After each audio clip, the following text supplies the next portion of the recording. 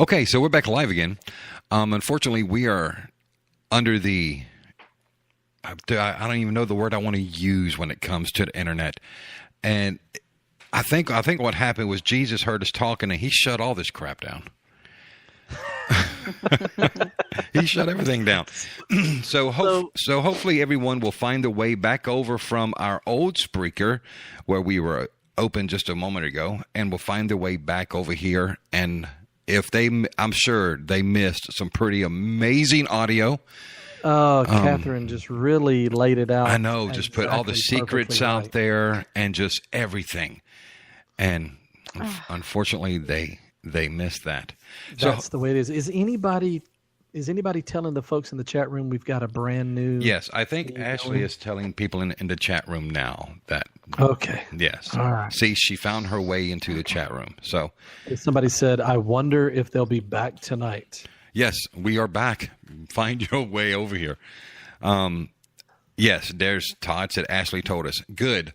Welcome back, Todd. I hope everyone that was in the chat room with us earlier finds their way back into the conversation. It's so frustrating when everything is flowing beautifully, all the numbers on the screen's looking good, and then all of a sudden, gone. It is, but it gives us, okay. I'm messed up tonight, Bobby. I am a emotional wreck over this It's the subject. topic, yeah. Over this topic. And so maybe this would give us a moment to reset, to catch our emotions. This is, for Catherine and I in particular, when it comes to someone that we were very, very close to, Theresa, this is an extremely, extremely painful subject. And before anybody gets sideways with us, believe it or not, it's not really about her going back to her faith, because we're not those kind of people.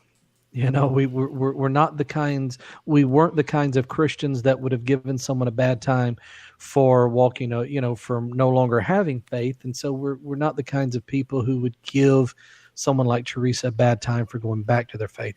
There's so much more to this. There's so much more hurt. There's so much that probably cannot even be completely expressed tonight, but it is painful. It is agonizing. Earlier today, Catherine said, text me and said, I'm nervous. And I said, I've been sick all day about this subject. And just to capsulate, there's so many pieces to this. Because yes, as I was saying before the technical difficulties, there is the scenario of an atheist returning back to their faith. That's one thing all on its own. This is then compounded by the fact that it's an ex-minister who has returned back to their faith. That is an intense subject by itself as well. But on top of that, near and dear to my heart is this whole scenario, this whole coming out, going to a convention and coming out as an ex-minister, and how I have been against it since we did it. And I have tried to talk people out of doing it. I think it's very, very harmful. I think it's ultimately harmful for the person who comes out. And I think in the long run, it can be harmful for the movement as a whole. Theresa is a big part of that. But also in Theresa's case in particular, it exposes possible dangers for the TCP. And then there's just the experiences that Catherine and I have had with Theresa on a very personal level. And so this is, I'm not exaggerating when I tell you, I feel sick I feel sick in my throat, the way your mouth waters when you feel like you're going to throw up. I feel nauseous over this. This is painful. This is grueling. It's a subject that I wish did not have to be addressed, but I think it does. Well, I would just jump in and say that I feel like it's a grieving process. I am concerned about Teresa's well-being. I, would hope for her happiness. I never would wish any ill will to anyone. The things, as you said, do get complicated. And the complication for me lies in the details around her deconversion when it took, or her reconversion, when it took place. And based on, what we can see from her Facebook page, she transitioned back to being a believer at some point during the summer, which she has every right to do, and I do not hold that against her. But the issue is, if that was the case, and her knowing very intimately how important privacy and protecting Clergy Project members' anonymity is, why did she not go to the Clergy Project and say, listen, take me off your roster. I'm gone back to the church.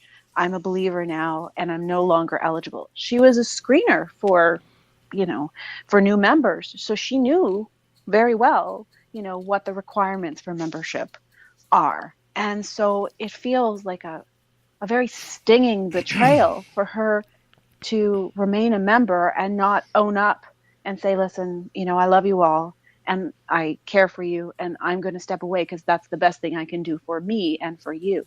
But why was that step missed? Why was it that a third party had to tell the Clergy Project that she left? And then, and for then the Clergy Project to have to dive into it and make those steps that she should have taken when she had decided that she was leaving the movement and going back to the church. And what's interesting about this, anybody who listens to the show knows that my mantra is it's complicated. Mm-hmm. Everything's complicated. I struggle. I wish I was one of the kind of people that things are black and white. It's this way or it's that way. I really do think in so many ways it would make my life easier. I know for a fact it would make Kelly D's life easier. That's a fact. She's married to the most wishy-washy person on the planet. But it is complicated. And when you look at how this became known to the Clergy Project, it is so similar to the way that Teresa's church learned about it, very much after the fact. And I know that's complicated, and I know that there's a lot of different reasons for that. But in this case, the members of the Clergy Project, there are people there who have something very real to be afraid of. And that's being outed, that's being exposed, where in the scenario of her leaving her church, the church members did not have that same type of fear. Could it be embarrassing? Absolutely. Could it be shocking and humiliating and destructive to their church and their church family? Of course, all those things. But no one there had the fear of, hey, there's somebody now out there who has gone back to faith that knows who I am, knows how to get to me, those kind of things. And maybe some of those things were taken care of, maybe they weren't. I don't know. Do you have any idea, Catherine? I don't know. The only thing that I do know is that what was in the press release, and that Theresa said she hadn't visited the forum since January. And so, for me, that's, fine. She hasn't visited the forum since January. She's well within her rights to do that. You visit it when you need to, or when you're there to assist or help other people. But it just seems that, she knows what, the requirements are to be a member. She was a board member.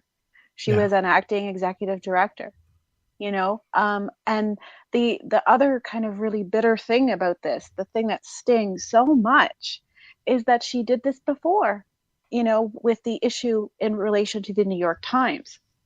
Right. When that story broke, Theresa didn't call and give us a heads up. What happened was a graduate from Duke Seminary posted a letter from their registrar disavowing her ever having a degree from Duke. And I had to call the seminary to get confirmation that this was accurate. That was a humiliating phone call to make.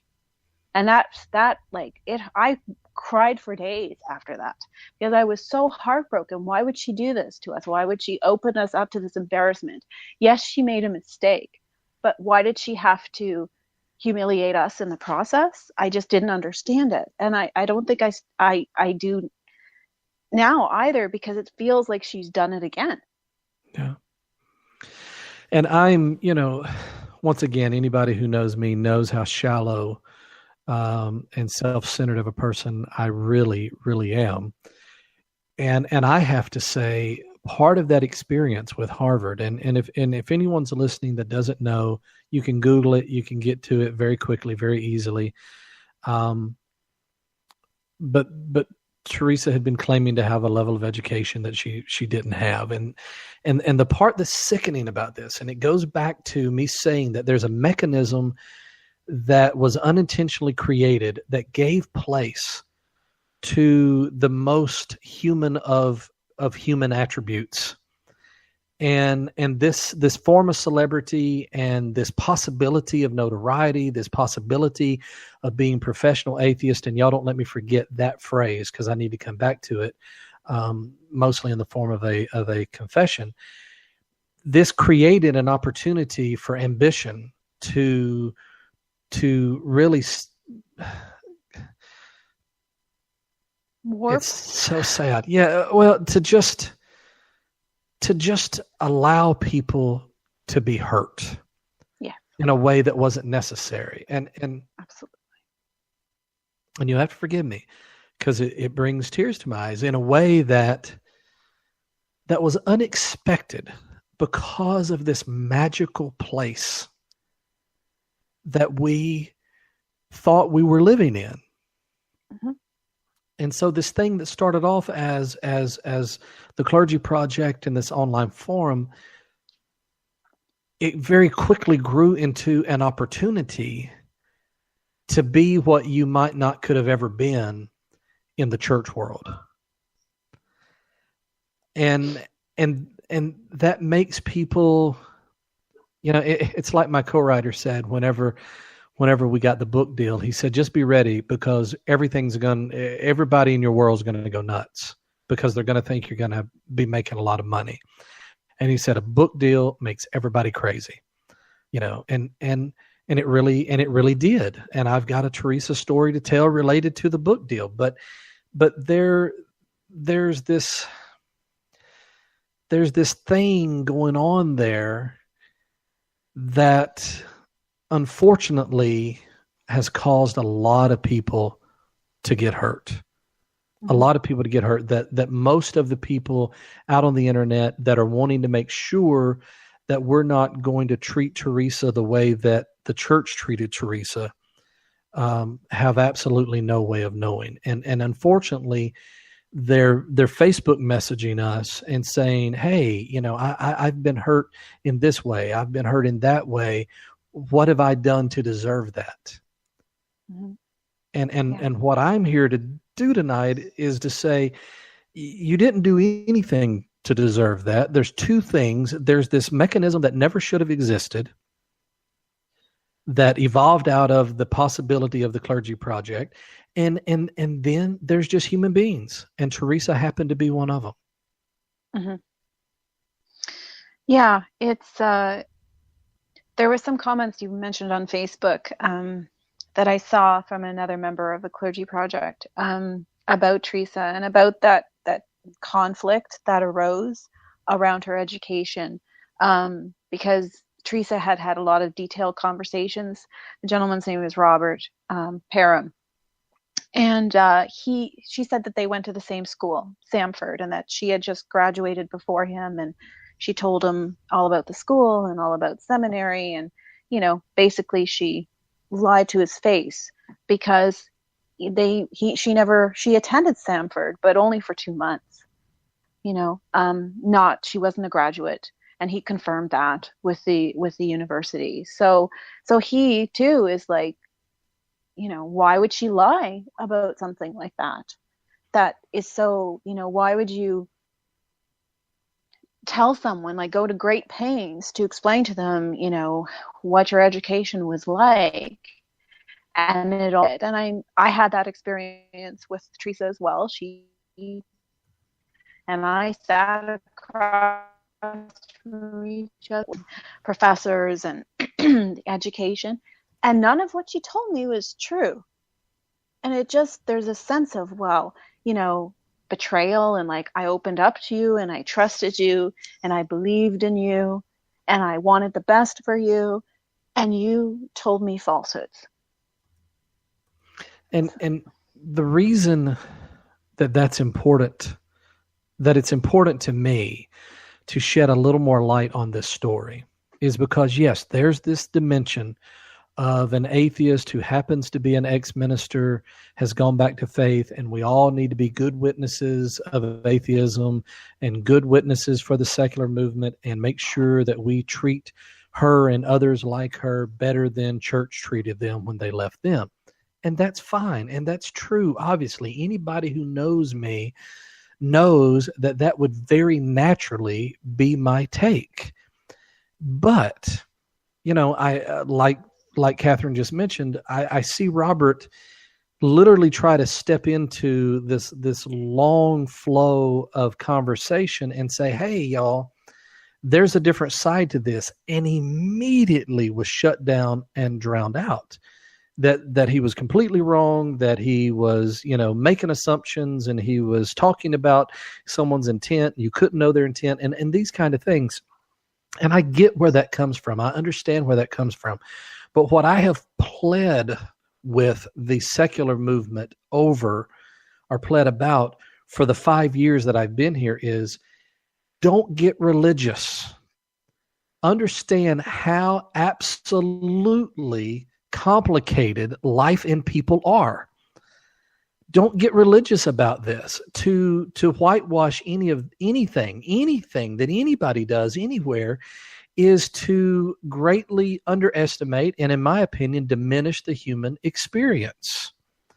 Because Robert had very bad experiences with Theresa, as some of the rest of us did. And so when you make a comment like that in a thread of, 200 people saying other things, don't suddenly get religious and say, oh, no, you can't. We've got to be better witnesses for secularism. We got to be better witnesses for atheism. This human life is extremely, extremely complicated and very, very, very susceptible to the same natures and the same self-serving strategies that you see in the church. You will also see it in the secular movement. The name of this podcast,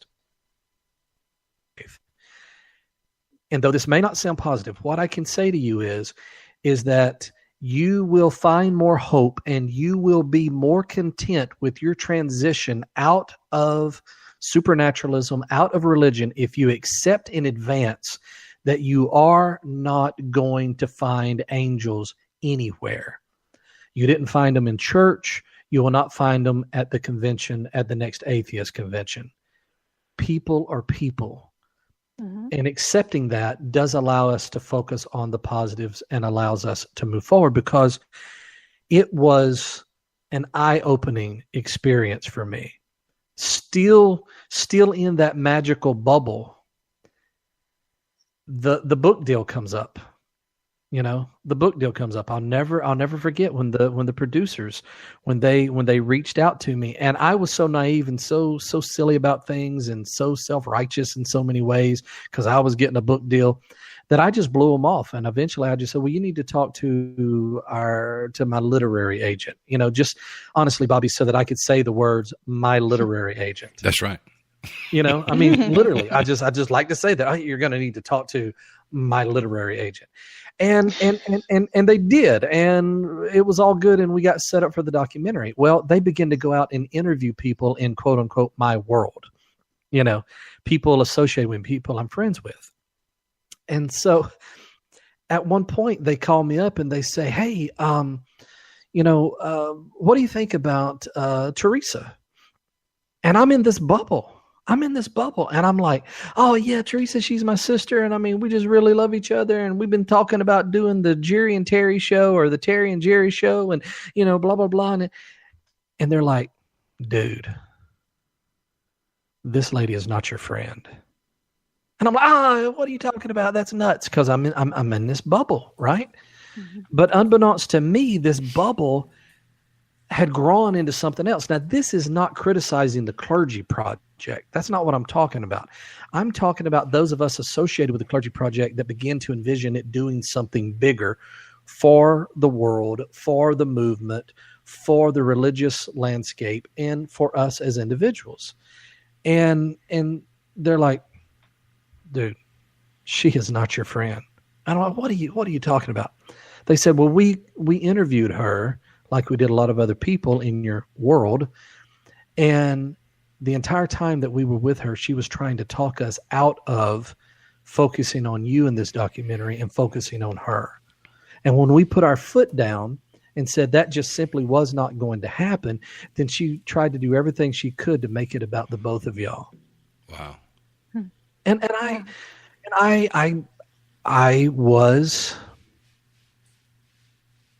was hurt. Yeah, it was something, I don't even know the word beyond hurt. It was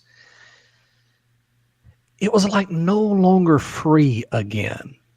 I tell you exactly what it was like. It was like getting negative test results from a medical test that you were really, really afraid of, only a while later to get a call back and say, we're sorry, but the results actually were positive.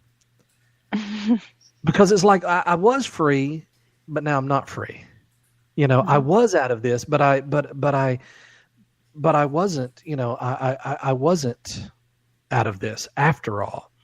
And now I'm kind of back in the shark tank. Mm-hmm. And I didn't want to believe that was the case. And I continued on as if it wasn't the case until over a series of events, it was proven to me that it was the case. Now, do with her religion, almost nothing other than it brings the subject back up, and people who are hurting over the loss of their relationship with her needs to know that there was more to it than that. That's the bottom line. Needs to know that there's more to it. Mm-hmm. Does that sound similar? Does that work with your experience, Catherine? I would say, yes, it does. I mean, I think I was like you. Wow, yay, happy, joy. There was sunshine, come radiating out of me everywhere. And so just when you bump up against someone else's motives that you don't see because you don't really have any, or you just want to do what you can for your community, it feels, I don't know, it's a really uncomfortable experience. And you go through a very wide range of emotions, from feeling betrayed to feeling shamed. You feel shameful because you're like, wow, I was duped. Oh man, how did I let this happen? Or why is this happening? Right? Like, just really trying very hard to try to understand, why is she doing this? Why is she, what I don't get why she wants to smash up this beautiful, paradise that we have. Like, why does she want to destroy it with these really insignificant falsehoods? Like one of the ones that went around, and it still goes around, is that she was a founding member of the Clergy Project. And she wasn't there at the beginning. She came several months later. And so, she likes to talk about herself as the first graduate of the Clergy Project, or the first female graduate of the Clergy Project. And, we went through this debate of there really are no graduates of the Right. project. We have no accreditation process. Which really, really made me mad because I so enjoyed that title of first graduate. I know. There was no way for me to defend it without really looking as shallow and self-serving as I actually am. So I just had to go along with it. But I wanted to go, but Dan Barker named me that. Yes. And then you got the official title. Of that, Yeah. Dan Barker actually gave you that official title, but Theresa just kind of usurped it and took it as her own and and that's what she did when she became executive director. She just named herself executive director and started talking about herself as executive director. And because of the big, huge swell of energy and media from after the American Atheist Conference, nobody said anything because it was like, wow, everybody knows we exist now. Isn't that cool? I'm a little terrified. How about you? Right. So you have that's at play. And then there was all of this, the little inconsistencies about when Theresa told her congregation about her leaving, right? She said in the New York Times that she gave them a letter in advance of going to the conference, but that's not true because she didn't know she was going to be coming out at that conference. She was going to go in the closet. Someone else was supposed to come out at the American Atheist Mike Conference. Gauss. Mike Gauss was supposed to come out, but he came out on TV instead. And so because it was a bigger audience, and I don't blame him. Audience.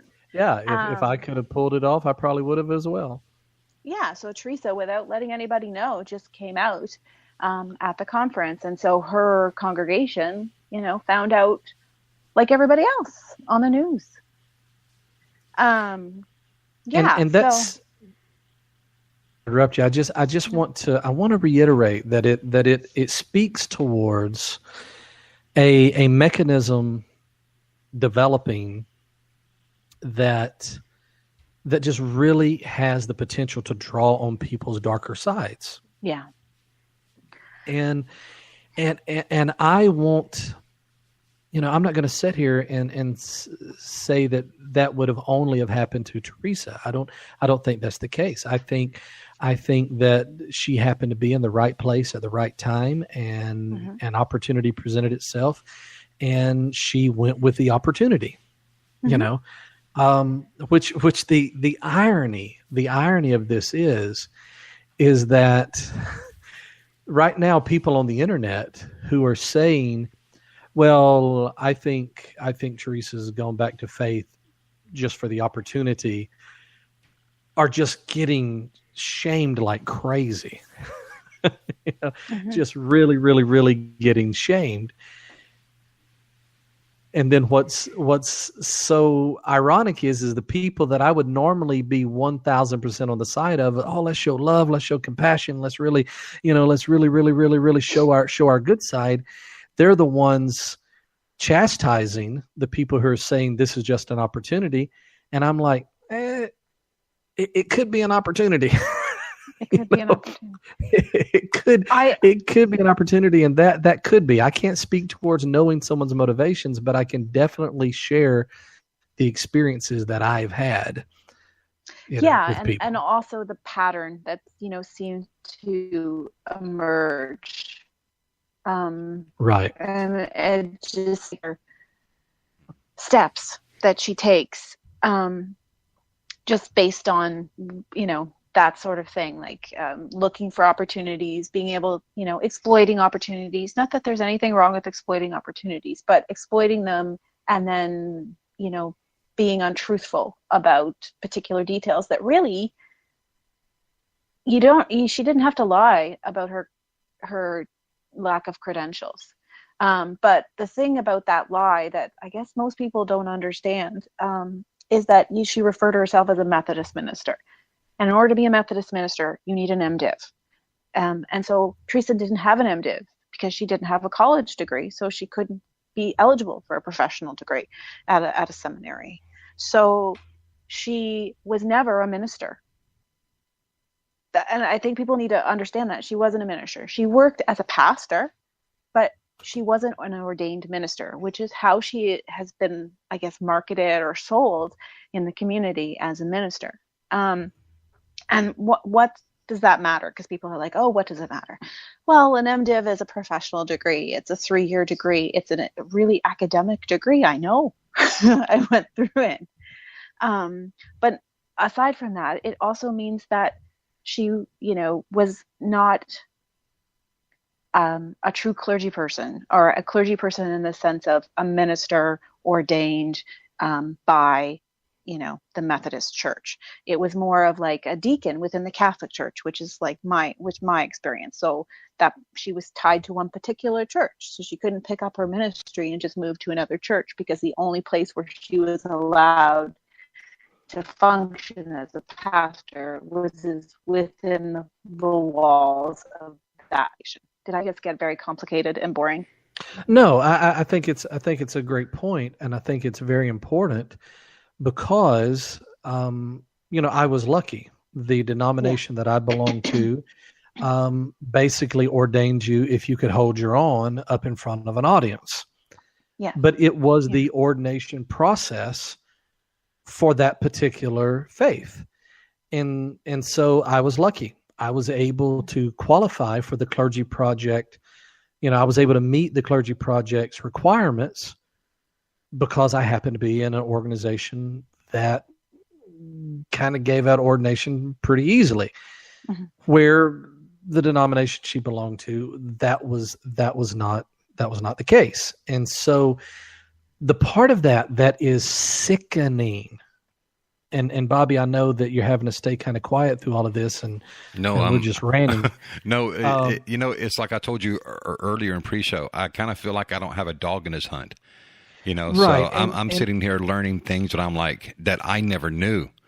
Right. It's just there. Something important that's going on with this, and I'm glad that we've got at least 36 people back, indulging us, where we almost had 100 before we fell apart. So thank you all for looking for us. Catherine and I, we need this. We need this moment. Sure. Because we need to put this chapter behind us. Truly, once and for all, we need to figure out how to get this incredibly bad taste out of our mouth and to move on with our lives. And, we didn't encourage Teresa to go back to her faith and then for that to become public. But it did, and it brought all of this back up to the surface, and we need to deal with it. And it needs to be handled with the complicated respect that it deserves, because the tragedy of this, I cannot emphasize this enough, Bobby. The tragedy of this is that the original intentions of the Clergy Project experience gave ample opportunities for Teresa to be 1,000% honest. Mm-hmm. Yeah. Yes. About her education. Mm-hmm. And when she was caught, when it came out, the apology actually twisted the history of how it had all happened and made it look like that after she had already got involved in the movement and had become a celebrity, that somebody just mentioned it one day and she didn't stop them and it got out of hand and it went on all about its mouth. We have reason to believe that that's not the case.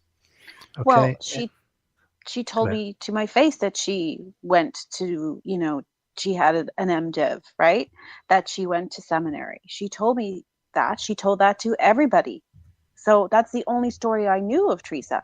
Right. So when I saw that story in black and white saying she didn't have a degree from Duke, I was shocked because I never knew anything other than that. And when she had some control over the website and was able to put her own bio up on the Clergy Project website, she included that misinformation. She included that lie there. Not do that. The Clergy Project, that initial experience was an opportunity to just finally be so freaking free, to just be free, to truly, truly once and forever to be free. And I'm telling you, there are things that I told Linda Lascola in those initial interviews that probably nobody else has ever heard, because it was a place to just be free, to be totally free. Now, it was safe. It was safe. It was safe, and it was non-judgmental. And so then you have to ask yourself, okay, well, why would a person then not take advantage of that freedom? Well, that's going to speak towards character, which then will go further to intent. And I can't speak towards intent, obviously, but I can just review the pattern of experiences that I know. But what I can add to it, I've told ex-ministers, are not ex-ministers, but ministers trying to be ex-ministers, over and over and over again, this idea of coming out at a conference and becoming a somebody in the secular movement is literally riddled with sorrow. If I can interrupt for a second, there's a question in the chat room that I don't want to leave my screen before we get a chance to discuss it. For those of us who don't know her history, this is from Todd. Is this stuff just coming out now that she found her faith, or were these things that were quote unquote known? This was just discovered, that she discovered her faith. This was just discovered last week. Okay, so the stuff that you guys are talking about now is stuff that is just now coming out, or is it stuff that was already known before? Did people know before that she went back to the church, or all the stuff that we discussed? All the stuff that you're discussing, because there's another comment says from Rebecca says, I feel like I'm the person who walked up on a conversation at work, and I'm not really a part of it, because it's stuff that people haven't ever heard. So was this stuff that was known while she considered herself an atheist, or is this stuff that's just now coming out? It was known, but it was only known by a select few. And the reason for that was because of confidentiality issues within the Clergy Project. And also because we didn't know what to do with it. Teresa is very popular, and everyone loves her. Or everyone still does, right? And you want to talk about somebody who you love, that you feel has betrayed you, to other people who adore them, and you're going to be very unpopular, very unlikable. Sure. Even though you're the wounded party, right? Even though you're the one who's had to deal with the upset and the pain and the struggle that it's brought into your private life and your family life, and just the grief over, it was like a loss experience. So, I think we had to go away and lick our wounds for a really long time.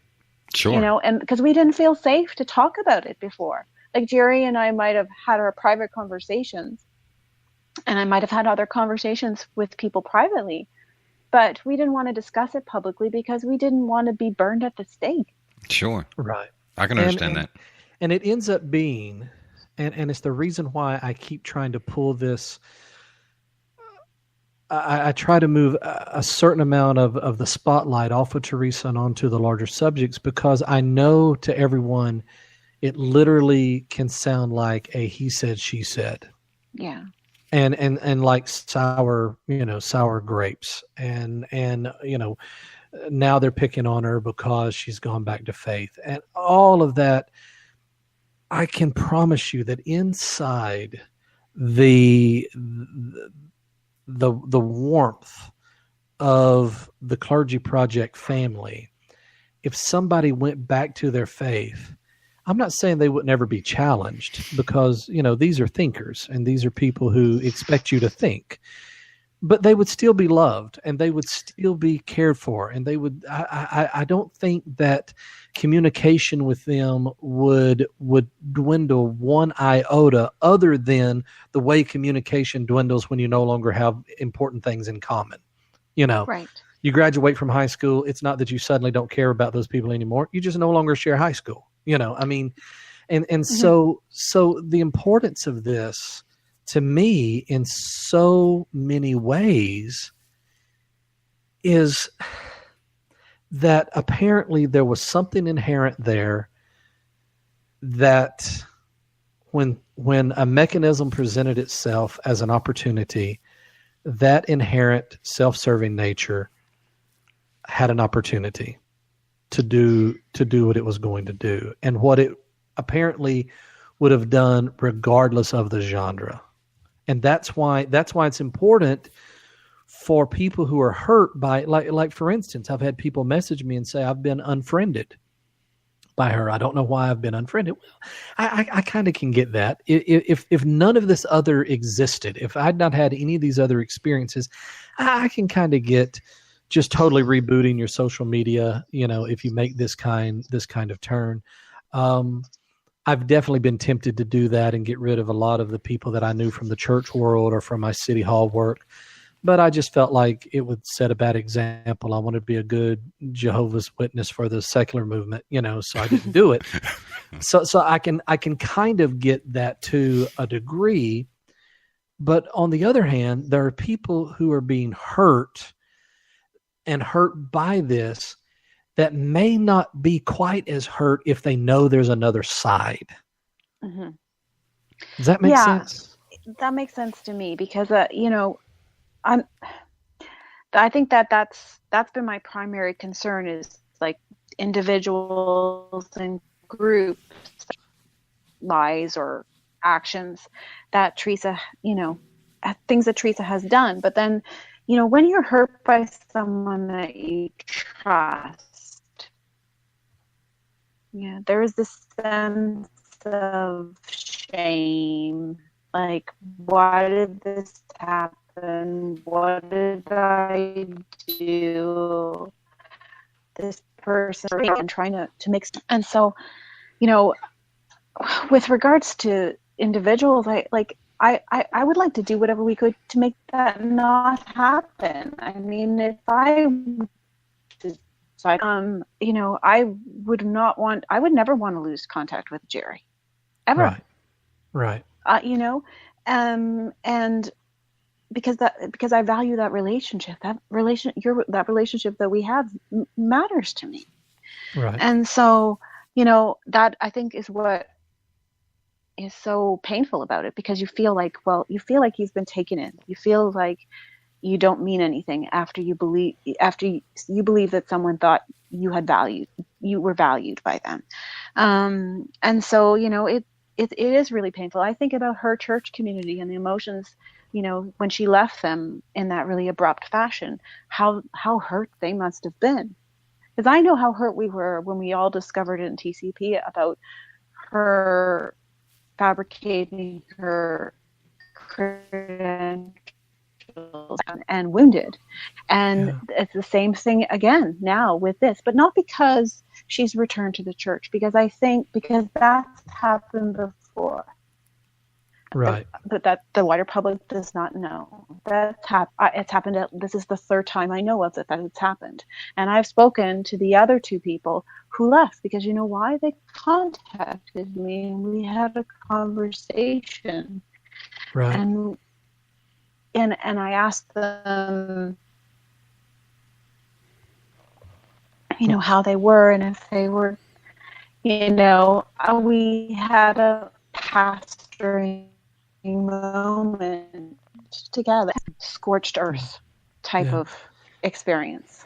It really is about how complex this is. Mm-hmm. I'll never forget when I first hit the trail and was talking about the Clergy Project. I it was endless how many people would, during the Q&A, would say, well, look, why don't people just get up and, tell their congregation on Sunday morning that they no longer believe, let that be the end of it. Why can't they just be honest? And I remember saying, it's far more complicated than that. I wish we lived in a world where it wasn't that complicated, But it really, really is that complicated. You've got people who are hanging on by the very skin of their teeth, trying to survive emotionally in that environment, trying to figure out how they're going to make a living. Look, let me tell you this, so it doesn't sound like we're just beating up on Teresa. And I really hope it doesn't sound that way. If it does, I apologize. Teresa and I both, we sat down on a couple of different occasions. We would end up at the same conferences, and we would have very, very passionate and very enthusiastic conversations about how we could become professional atheists. Both of us, not just Teresa, Jerry and Teresa. And the reason that we had those conversations is because we didn't know how else to make a living. The only thing that we had ever been doing successfully that and at least that's what I thought about her story at the time, was being in the ministry. We both agreed that we had a heart for the ministry still, that we still wanted to help people and be there for people and to an extent pastor people, and that the only way we were going to survive was to become professional atheists. And by that we meant literally making a living by being activist. Going to take place, however that could work out. And we didn't know how it was going to work out, but we were going to do it, and we were going to try to, we were going to try in many cases to do it together. We talked about all kinds of different ideas of how to do that together. And if there ever was a brother-sister relationship, we really shared that. We really, really shared that in these beginning stages.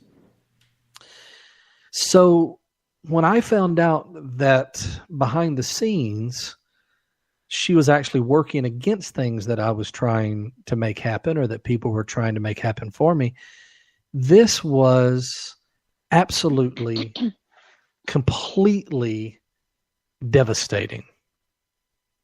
Devastating. To the extent that I think it was a turning point in my emotional being gotten over, that I've never returned back to the love that I had for people and the openness that I had for people since those things happened. It just wasn't possible. And I remember the first little break, we were at the Freedom from Religion convention in Portland, and we snuck away. We literally, like we were running from paparazzi, we snuck away and went to this little diner across from the convention center where this was being held, or big hotel where this was being held. And we literally felt like celebrities getting away from paparazzi. And we were having this great lunch, and I had not told anyone in the movement about getting the book deal at that point. I had done everything I could to keep it secret. And the reason that I had is not flattering in any way towards me, but it's because I was so afraid that if I even let the cat out of the bag, that there were major publishers who were wanting a book like this, that other ex-clergy, far more proficient at writing, not only able to write better, but maybe even write faster, would literally steal the book deal away from me. Because this at this point was the only way that I knew how we might be able to survive. Mm-hmm. Save our home from bankruptcy, save our lives from bankruptcy. And it was that important. And so we're sitting there across from each other and we're talking about these things. And I was so at ease, so comfortable. I let down my defenses and I told her. And I knew the instant that the words came out of my mouth, when I saw, as we would have said in the old world, her countenance fall, I instantly knew that I had made a fatal mistake. It scared me, the look that came over her face. That was the first little inkling that I got, but I just like I did with 1,000 people in religion, I pushed it aside, I pushed it back, and I believed what I wanted to believe, and I saw what I wanted to see in that relationship. And it wouldn't be until a little bit later that I would just be forced to have to accept that not everybody who you think has your back has your back. And that's just the reality of it. But nevertheless, it was part and parcel of this, the year of the ex-preacher that was developing in the atheist movement, that so many of us were trying to make hay of. There's a question in the chat room, if I can interrupt again. Mm-hmm. Would she be able to re-enter the Clergy project? Probably not. Probably not. Well, I mean, unless she deconverts again and says, I was wrong, there is no God, and then makes another application. It would be up to the committee that's responsible for screening Clergy project members, new potential members, to decide if she would be eligible. But I would think that that bridge is pretty charred at this point, and I don't think that it would be that viable of an option, because right now she's not eligible. She claims she believes in God and has found God in music again, and so, the requirement is that you be a non-believing clergy or ex-clergy, so you have no belief in any supernaturalisms. Okay. And so she wouldn't qualify right now. Okay, there's another question here from Cheryl. Mm-hmm. When and I want to preface this because when I read it, there might be some anger behind it, and if I'm wrong, forgive me. To Catherine and Jerry, have either of you taken into consideration that Theresa had been out of work for quite some time and had pinned her financial hope on the Recovering from Religion project would have given her income, and that ended in a disaster thanks to Sarah, whom she was friends with? I understand that she needed a job, and I understand what it's like to volunteer for an atheist nonprofit. All the work that I did on behalf of the Clergy project, I did without being paid as a volunteer executive director. So I understand that and that need, but I, wouldn't hook my hopes for, the sustainability and the livelihood of my family on the secular movement.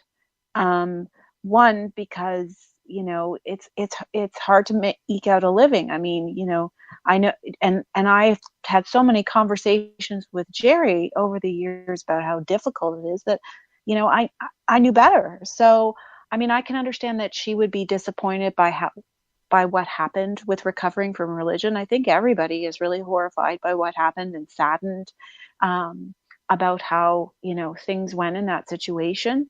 But I don't think that is an excuse, or I don't think that excuses her for not informing the Clergy project when she went back to the church. And that's the issue that I have, is that she failed to protect the anonymity, the privacy, of counting on her. They were depending on her to keep their, to protect them. And she let them down because she was not honest with them and tell them the truth. So, I mean, I feel bad that she lost out on that opportunity, but again, that's how it happens. Opportunities come and go, and you gotta, find another job. And Jerry knows all about that because he worked really hard to find a job after he lost his job. Yeah, Cheryl never ceases to surprise me with her heart and intuitiveness about these subjects. I'm glad that you brought this up, because I might not have thought to, with everything else that's swirling in my head, and as sick as I am tonight, emotionally sick over all of this. This speaks directly to what I've been saying all night about this ill-conceived idea that the ex-minister is going to make a public splash and then ride those waves into making a living of some kind. And I think people had good intentions. I think that Dr. Del Rey, for sure. I think that Sarah at the very beginning as well.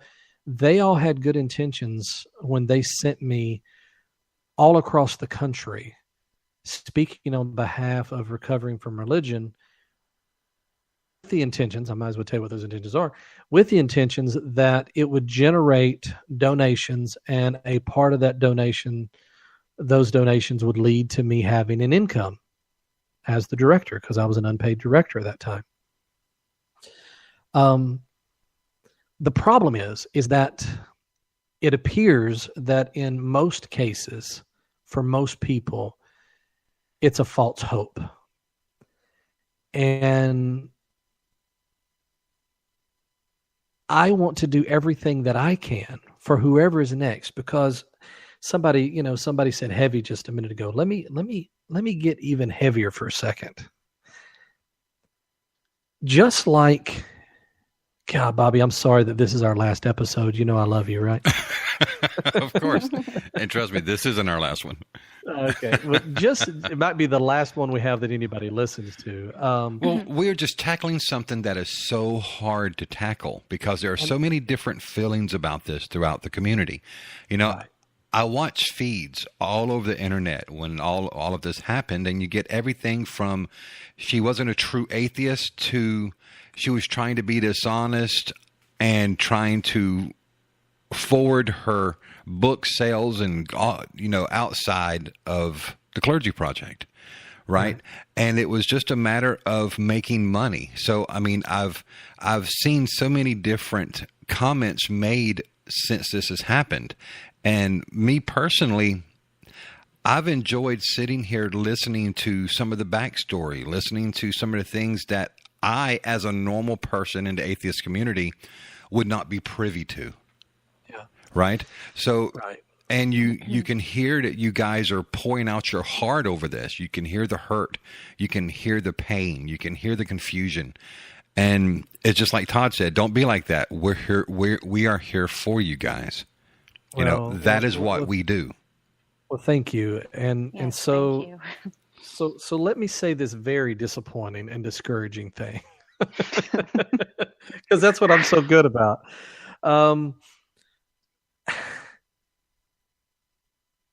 Every non-believer thinks that, not every, but many non-believers think that we're there, that the numbers are beginning to be in our favor, that the political landscape is slowly making that turn, that we're there, that we are heading into the kingdom. That sounds kind of familiar to me. Mm-hmm. That sounds really, really familiar to me. It sounds like every believer thinking that we're just a day away from the rapture or whatever their, Messiah thoughts are. If you take the time, particularly if you study humanism, and then you go a step further and you look at the Unitarian Universalist movement, you will see that even the United States in particular has been far more secular than what it is today. So honestly, there's no reason to think that this is it, that we're here, that we have arrived. I think that is more religious thinking.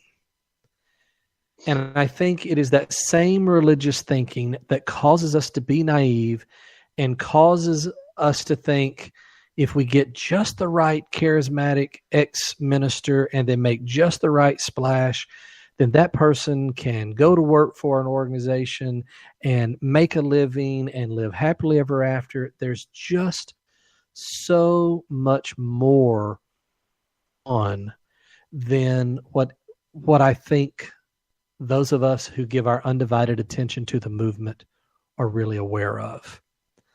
It's unbelievable how big the world is outside of our convention halls. Sure. And it's actually very, very, very disheartening when you realize just how small the world is inside our convention halls. Tiny. And there's not enough money. There's not enough people. There's not enough giving for every ex-minister to come out, make a splash, and make a living for their family. And so I think it's important that we look at these stories. Let's just cut to the chase, and let's just say Jerry and Catherine are saying that Teresa may have been far more ambitious and self-serving than anyone who's defending her on the internet knows. Okay? Now that's he said, she said. Take it for what you find it's worth to be, and then do whatever you want to do. No big deal. If nothing else, it's therapy for us tonight. But if that is the case, then let's embrace that. And just like Randy just said, let's not be disillusioned by the movement, the good, the bad, the ugly, one way or the other. Let's not fall under the illusion, and let's let this be as complicated as it really is. Yeah. Yeah. I would say I agree with that. You know, life is very messy, and that's the only way we know how to live it. So it's going to happen that way, whether we want to try to control it or not. And there's kind of a calm that comes with accepting that, and then the sense of, you know, that is okay. It's okay, right? Sure. Jerry, you always, you know, when I ask you how you're doing, what do you normally say? You know, you're like, everything's good. It's all good. And that's really, I think that should be everybody's motto, right? You know, from now until whenever we're able to create the Star Trek universe where everything is utopian. Please. I'll be lost. Let it be. Michael Dowd says it's not happening. I love him anyway. Yeah. So you know, it's all good. And we live, we learn, and, you know, we keep going. And, you know, there's beauty in that for sure. Yeah. I think there is the hope after faith has always been you can actually make your way back to a normal life. Mm-hmm. And actually the normal life is the reward. You know, that's really the win. That's the goal.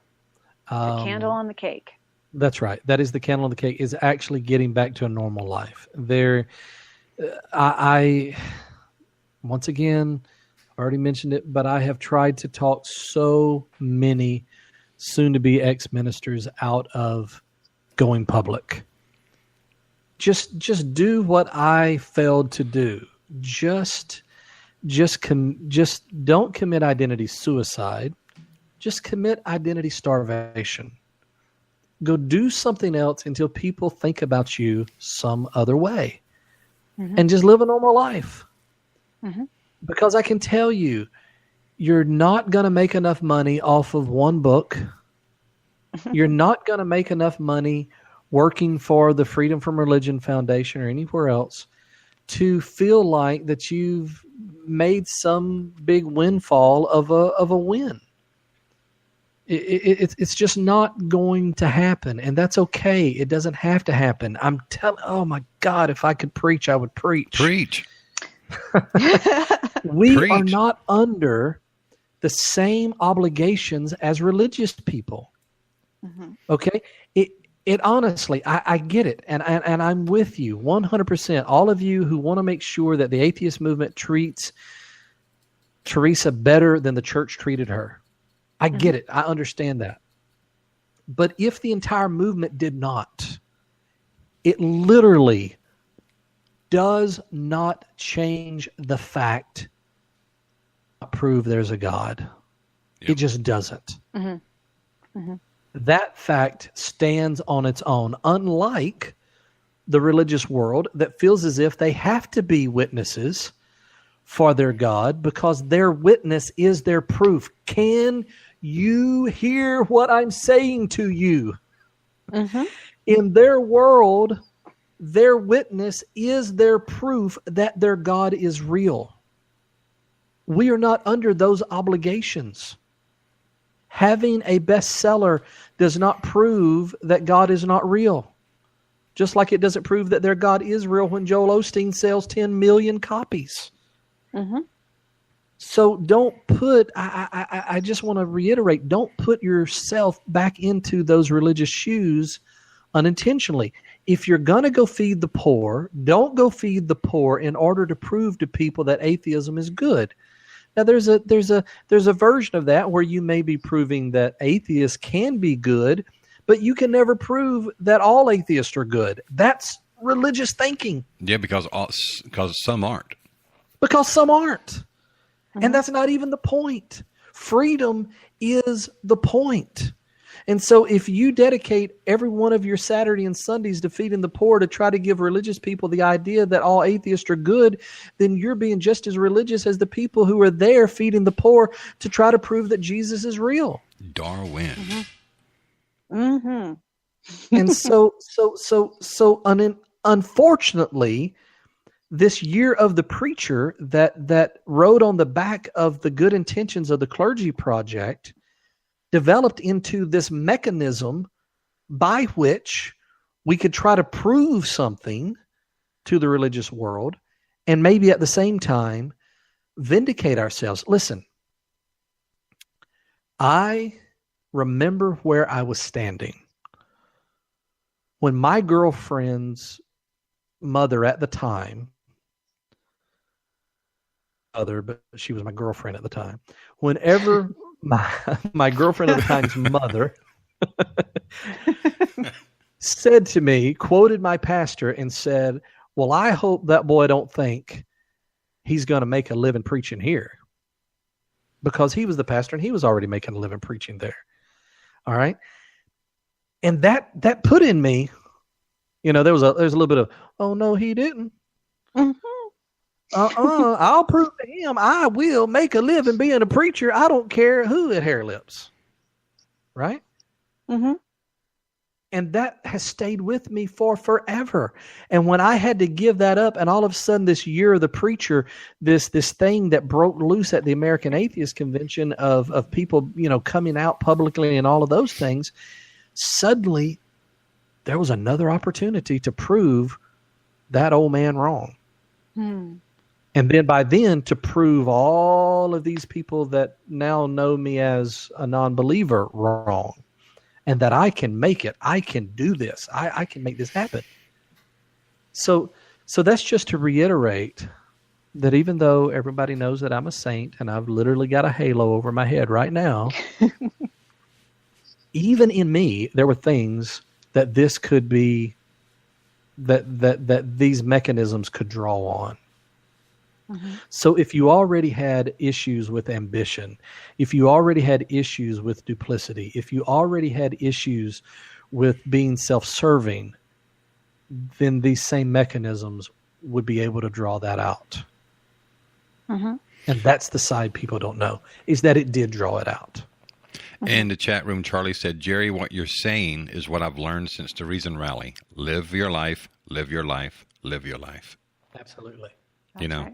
Live your life, and I always say according to your own standards. Yeah. Mm-hmm. Yeah. We are coming up on our second hour, and wow. And I did copy a couple questions from people that had questions on Facebook, but I don't want to to stop you guys from discussing things if you still feel the need to do so. You go ahead, Catherine, if you've got Well- something. It'll probably come back around on my account, on my side. So, I would really like to hear the questions that people have. I think it actually will help me to be able to answer, why people are confused or hurt about the situation. I would really like to know how people are feeling. Okay. yes, absolutely. This one's from Dustin. Dustin is in our chat room. Says, during the first years of stepping out of religion, did Bobby C. or Jerry D. feel like they made a mistake? Maybe had thought that God was testing your faith? And Jerry, did you ever think about going back for the paycheck and benefits? Not conning, just making a living. Go ahead, Bobby. I can tell you, Dustin, I don't feel that I made a mistake. I feel more free now as an atheist than I ever did as a believer.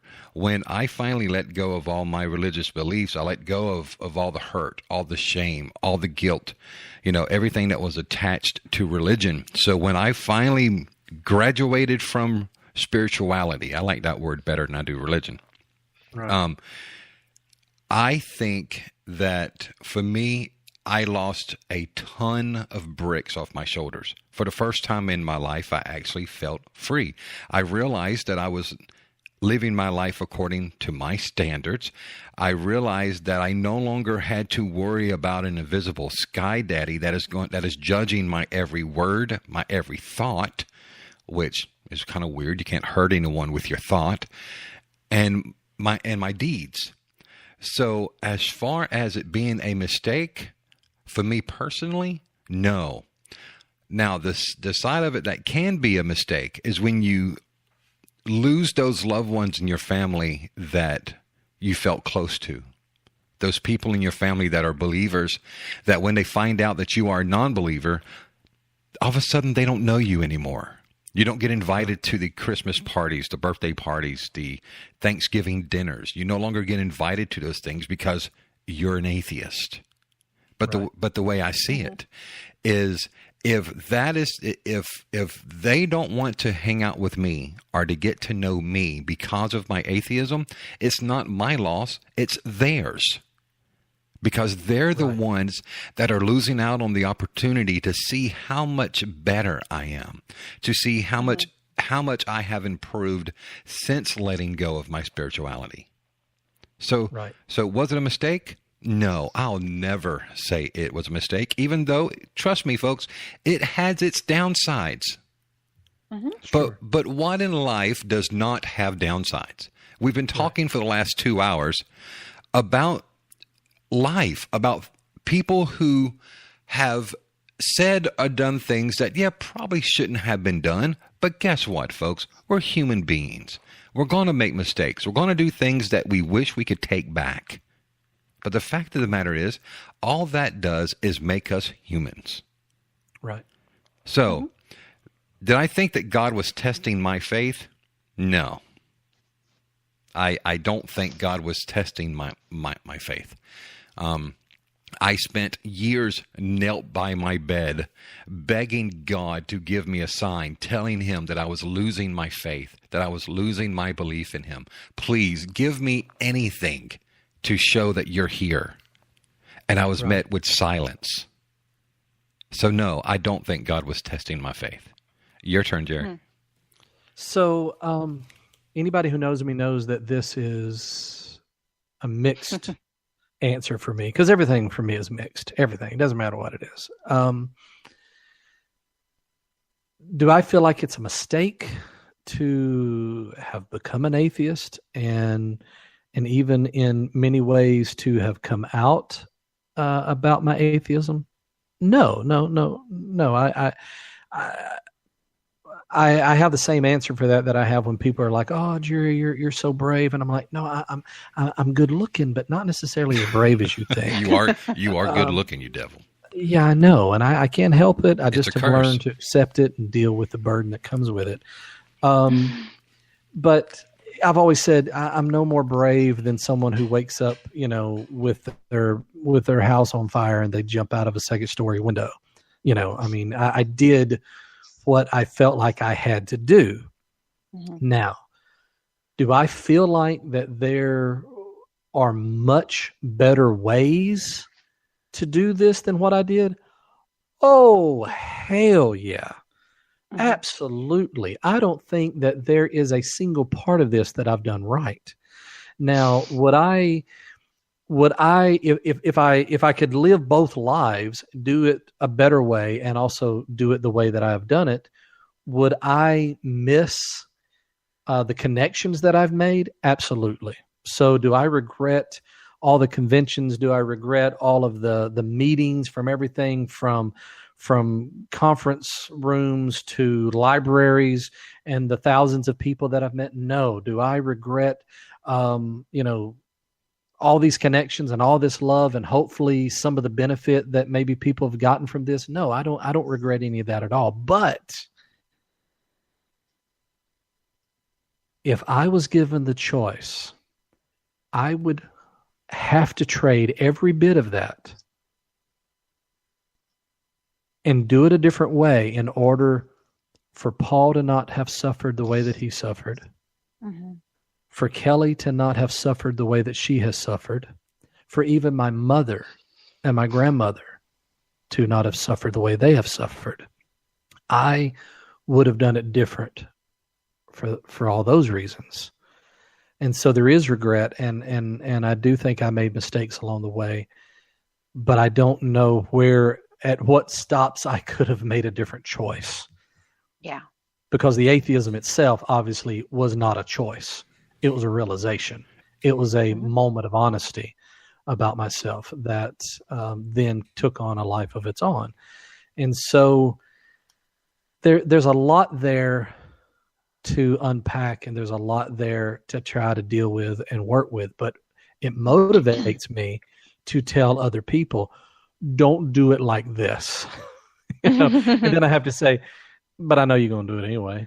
I know you're going to do it anyway, because the same things that motivated me motivate you, and you're going to do it anyway. I was desperate. Cheryl was kind enough to send me a private message because, obviously she's very, very sensitive to the things that might have motivated Theresa to do the things that she's done. And I know that pain. I know those motivations. Listen, Paul and I, sitting in a home that we were fighting through bankruptcy to not lose, watching my mother pull up and unload groceries out of her trunk in order for us to literally have something to eat, faced enormous temptations during those times. People don't know this, but Oprah's producers reached out to me. And we had several conversations, several interviews. And I'm going to tell you, I know y'all don't want to hear this. I love Oprah. I'm a huge fan of Oprah. I know it's all a bunch of woo-woo, but I love a lot of weird stuff, I love people. And so the idea of getting to see Oprah, getting to be interviewed by Oprah, I was like, this is awesome. And not only that, I thought, this will sell books. This will finally get me on somebody's radar. I kept thinking, eventually I'm going to get on somebody's radar and they're going to tell me how to make a damn living. Eventually I'm going to get on somebody's radar and they're going to hire me for a freaking job where I can, take care of my family and get out of this bankruptcy. And so while I'm on the conversations with these producers, it hinged. Listen to this, people. It hinged on one freaking word. They wanted me to say that I was still a seeker. That one word. I could have been on Oprah's show and got an enormous amount of attention over one word. But I wouldn't do it. And to be honest with you, the reason I wouldn't do it was because of the people in the secular movement because I knew they wouldn't be able to stomach that word. Because in so many ways, I could have looked at it and said, well, I kind of am a seeker. Am I seeking for supernaturalism? No, because I don't believe it exists. But I am seeking for happiness. I'm seeking for greater truth. I'm seeking for a better understanding of the universe.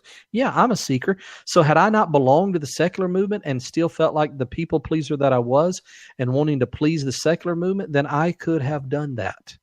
But I turned it down over the secular movement. I mean, that's just the reality of it. The documentary that we're still struggling to find someone to help finance the production of, thing that CNN wanted. They wanted me, this pisses me off, okay? Because I understand the freaking temptation, but you don't understand how weak of a human being I am. And I just have to believe that if I'm able to overcome a temptation, then anybody on this planet is able to do it, because I can't even not eat the freaking Reese's peanut butter cup that's sitting in front of me. You hear what I'm saying? I mean, I've gained every bit of my weight back, and I am eating chocolate like they're going to stop selling it next week. I'll eat it for you. I'm telling you, I am not a strong person. I am not a brave person. I am an ambitious, shallow, lazy person, self-indulgent person. But if I can resist those temptations, then I think anybody can. The documentary that we can't find anybody to buy in CNN itself, what they wanted from me is they wanted me to walk into, I almost lost our rating for a second, Bobby, I'm sorry. They wanted me to walk into our little town and stir up a stink. Yeah. I remember looking at the producers and say, I know what you want. You want somebody to punch me in the face. Because that'd make for good television. CNN walked me around our damn parish fair for 2 hours trying to get me to pick a fight with people. Oh, my God. They walked me by this elderly couple that knew who I was and was making, evil, giving me the evil eye. They made me walk by that couple probably 20 times because since I wouldn't bring it up, they wanted those people to bring it up. So they're like, oh, pass by one more time. Pass by one more time. Pass by one more time. They did everything they could to cause a fight. Yeah, because of the ratings. I would not do it. But if I had done it, then maybe I wouldn't right now be trying to figure out how to pay my damn bills. But I would not do it. But that's respectful. The Baton Rouge service. I'm almost done, Bobby, and it'll be out of my system, and maybe I can be a better human being after this. Go for it, buddy. Preach. The Baton Rouge service. The documentary asked, is this a publicity stunt? And I said, sure, it's a publicity stunt. We're trying to get publicity for the secular movement. We're doing this as the book is coming out so that we can ride on the back of the attention that the publishers are going to bring to the book and let the world know that we're here, that we exist in Louisiana. But I could have named that service Hope After Faith. And Hope After Faith would have then been in the New York Times. But I wouldn't do it. I wouldn't name it Hope After Faith because the point wasn't about the book. It wasn't about me selling books. It was about truly trying to let the political powers in Louisiana know that we existed, and it was trying to show the secular people who existed there that they could have some semblance of the culture that they were leaving behind because they no longer believed by having a quote-unquote atheist church service. But had I named it Hope After Faith and had that on the damn slideshow and had that in the brochures and had that in the flyers, then that's what would have ended up in the New York Times. And whenever the editor and the publisher for the book found out that I did not do it, I can tell you that was the moment that everything changed in that relationship. But I wouldn't do that. And lastly, people don't know this, but at the end of last year, I went to Hollywood and spent time with Norman Lear. If you don't know who he is, it's okay because he's 94 years old. But he literally wrote everything that's helped make the United States better All in the Family, Good Times, you name it. He invited me out there to talk about doing a show.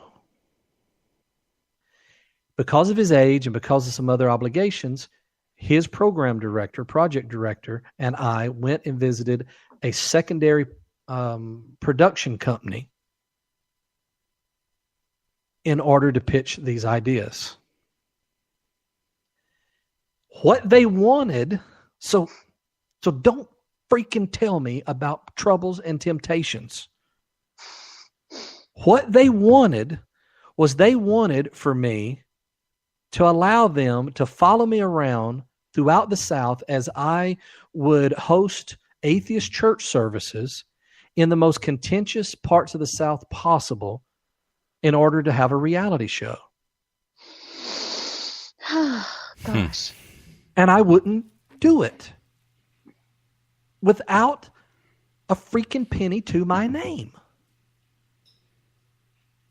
So the other side of hope after faith is that if I can do this, anybody can do it.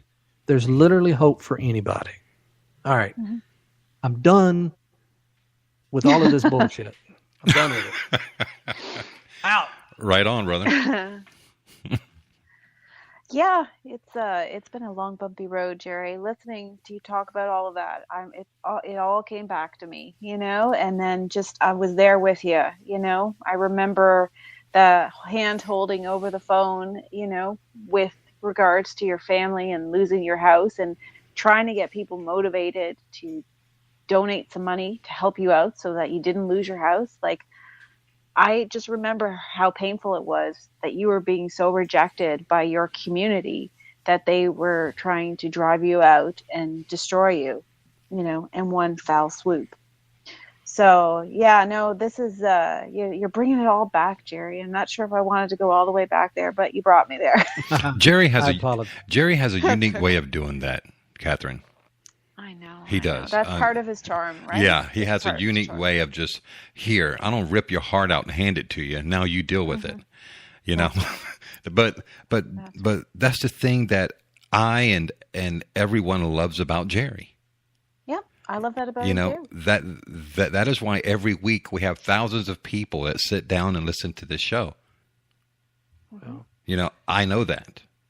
And I feel fortunate because I get to be a part of it. Mm-hmm. I'm essentially a nobody. And that's not true. Your show is a huge success. Stop it.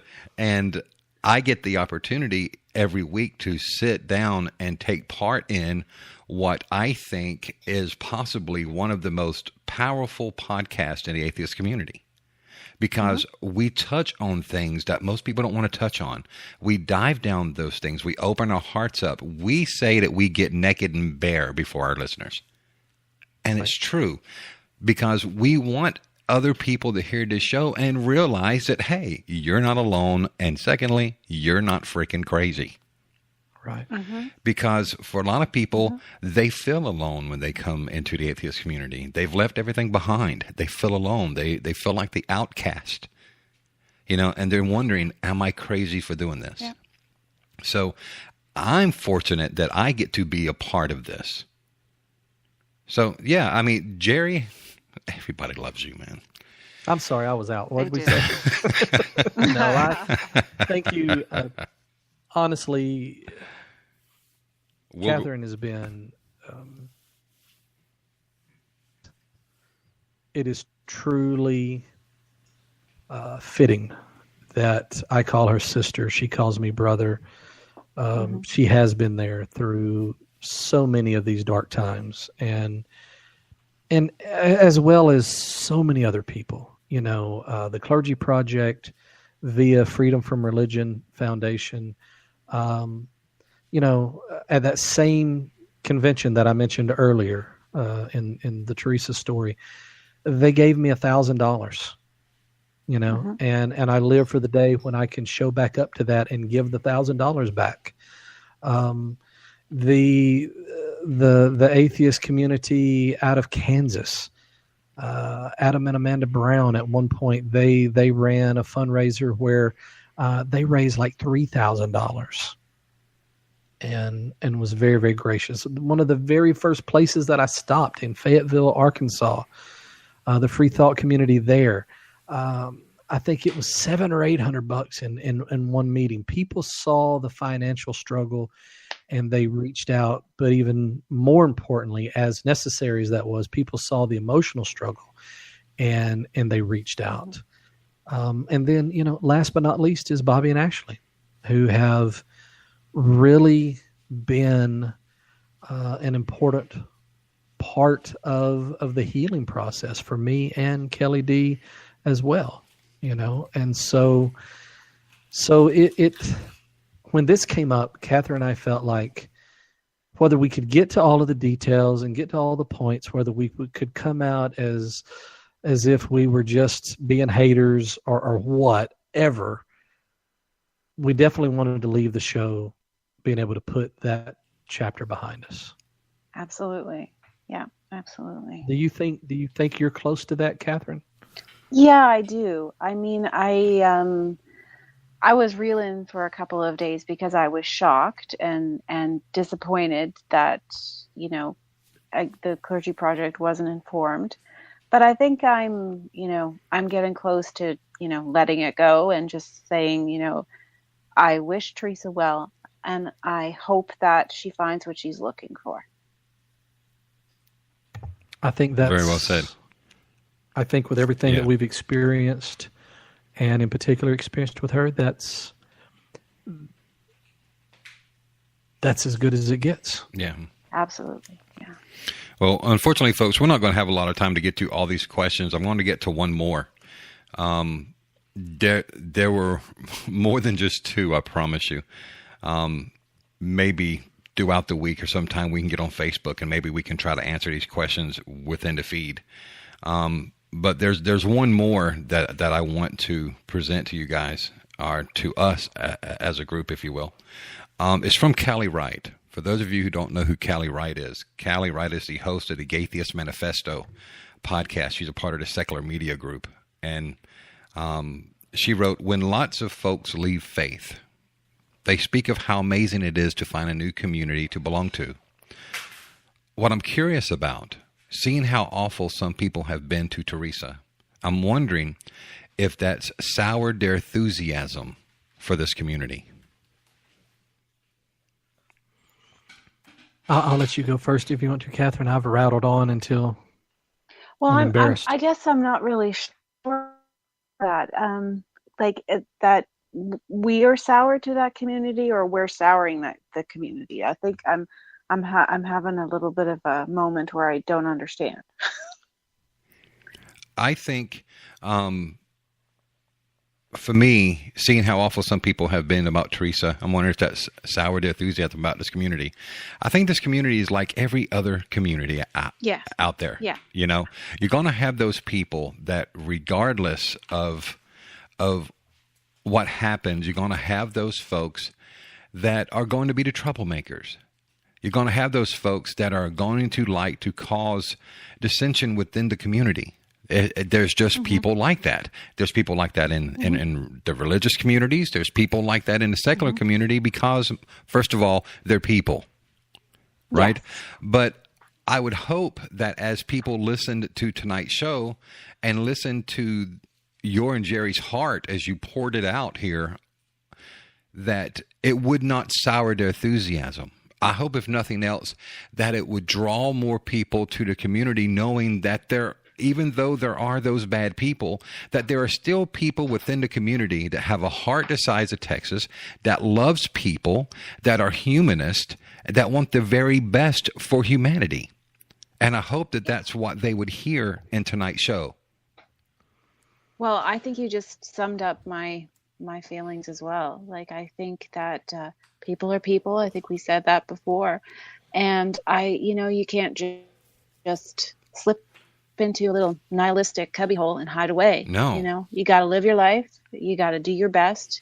You got to pick yourself up, and you got to keep on going. Right. And you have to remember that this community is really not much different from any other.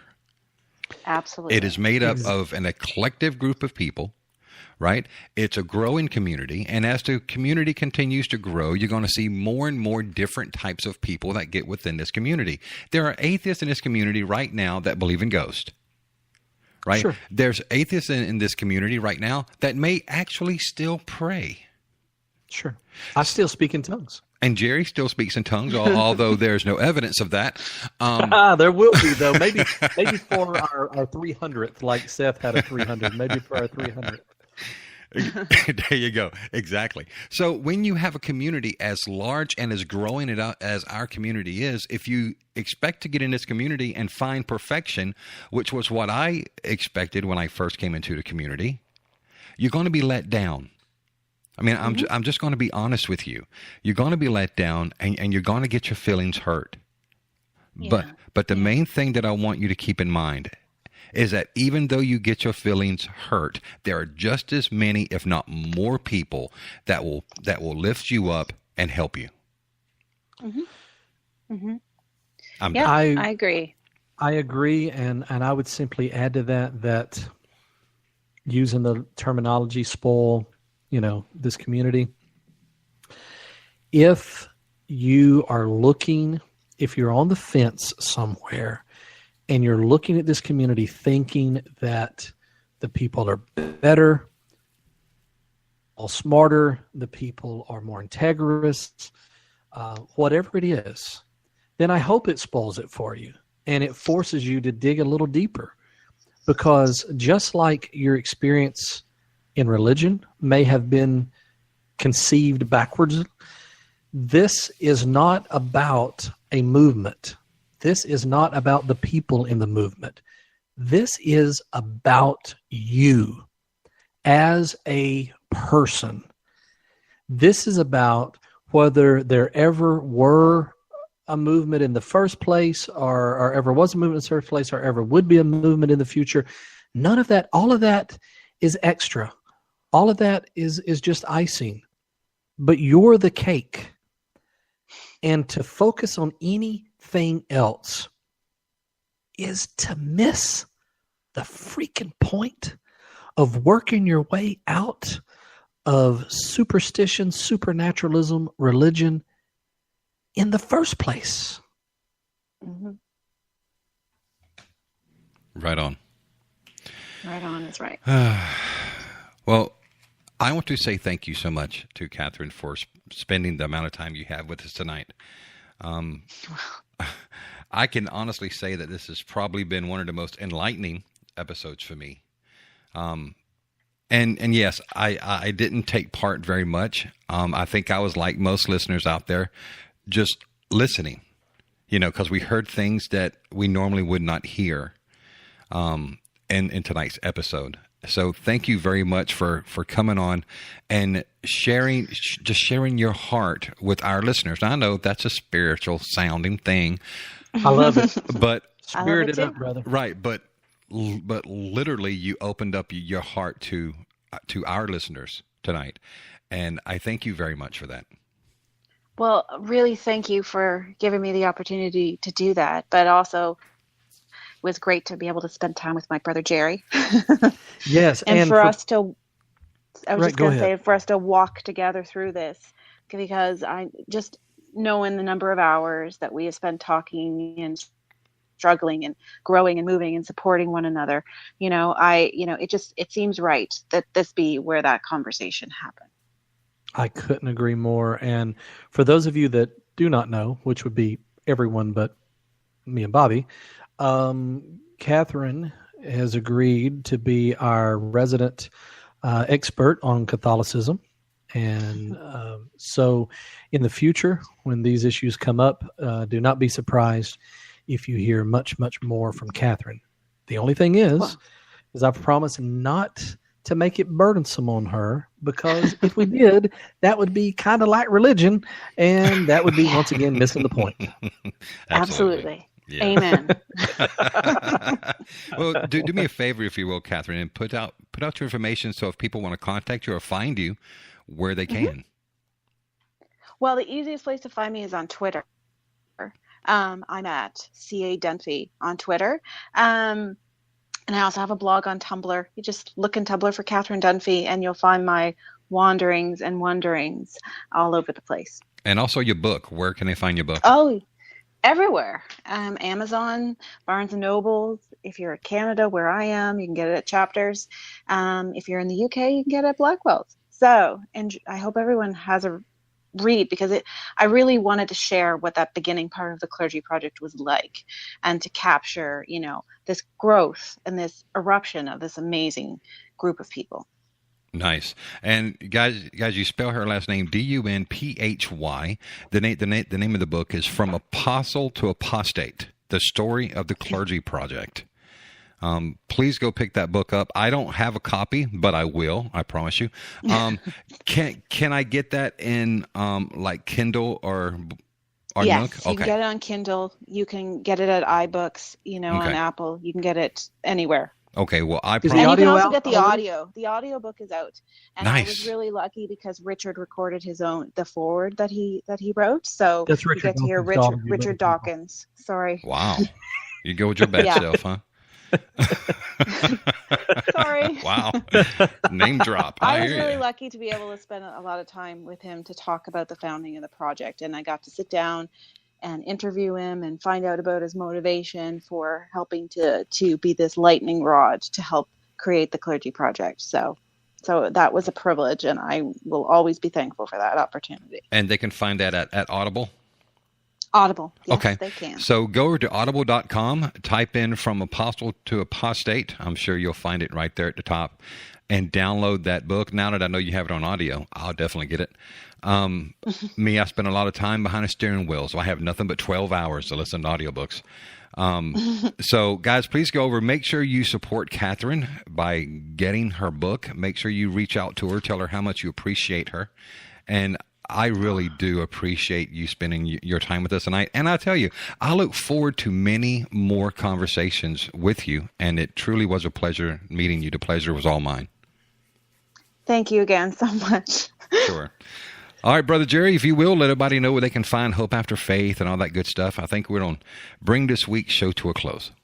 That sounds about right. So, Bobby, please remember to let the live listeners know that this was accidentally a two-parter. Y'all, so this was accidentally a two-parter. Thanks. Appreciate that. You didn't say when. I saw my friend Neil joined the Yes, chat room at the end, and so that's what brought it to my mind. Neil, you're not listening to the whole thing right now. There's a piece before this, but Bobby will work his magic. So if you can give him just a little bit of time, maybe tomorrow will it all be put together? No, sir. As soon as we... Oh, you're going to get it all tonight. Of course, I've already texted and let people know that I'm going to be running a little late for work tonight. Oh, my God. Listen to that. That's what these people do. It's going to cost him, financially cost him, just to fix this dang episode. Well, I feel that this episode is important enough that there are so many people that have their minds right now on Theresa, and this episode needs to get out there. So I'm going to, as soon as we finish up tonight, I'm going to fix the problems that we had through the wonderful world of editing, and I'm going to make sure that it's on iTunes for anyone who wants to hear it. Excellent. Well, as always, you can go to jerrydewitt.net. That'll take you to our Patreon account, and from there you can find all the different things that we do. Paul is on a grand adventure this week. He's on his way up to Boston, and so he's going to be posting, and he's got some neat little surprises for all the patrons. As far as that's concerned, if you're looking for Hope After Faith, then, of course, as always, you can find it at all of the major online retailers, as well as the audio version is at atheistaudiobooks.com. But please, if you're interested in the Clergy Project at all and the story of how it came to be, it's really a prequel to anything that you would ever know about me, because if it were not for the Clergy Project, I would not be here today. Then I highly recommend you get Catherine's book, From Apostle to Apostate. Thanks for the pitch. That's a good pitch. All right, folks, if you want to find the show, you can find us at Hope After Faith on Facebook. or Hope After Faith on Twitter. You can email us at hopeafterfaithpodcast@gmail.com. Keep in mind, we do still plan to do Stump the Preacher coming up in the next 3 weeks. So if you want to get your 3 items in, you can call 6307-DEWIT. That's 6307-DEWITT. Get those 3 things in while the show tonight. We got one already, Jerry. And Excellent. So we do still plan to do that segment. As always, folks, we're going to end tonight's show with a song called Last Prayer by Chris Beeland. You can find his music at beeland.bandcamp.com. That's BELAND. We dedicate this song to the memory of Samantha Bannister. #Team Tiny Dancer Forever. For Secular Media Group, I say thank you very much to Catherine and everyone for listening. For the Secular Media Group and Hope After Faith, until next week, be brave, my friends. I got it. Good night, everybody. We love you.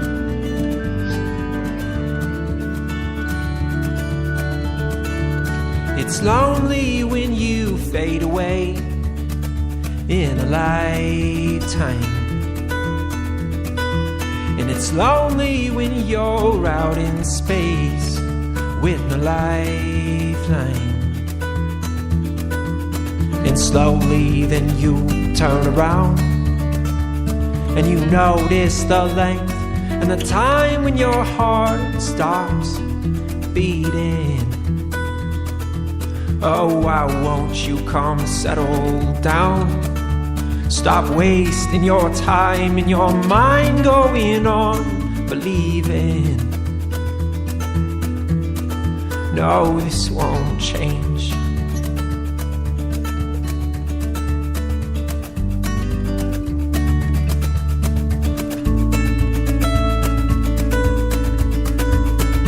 Lord knows you know I can't tell where I'm going,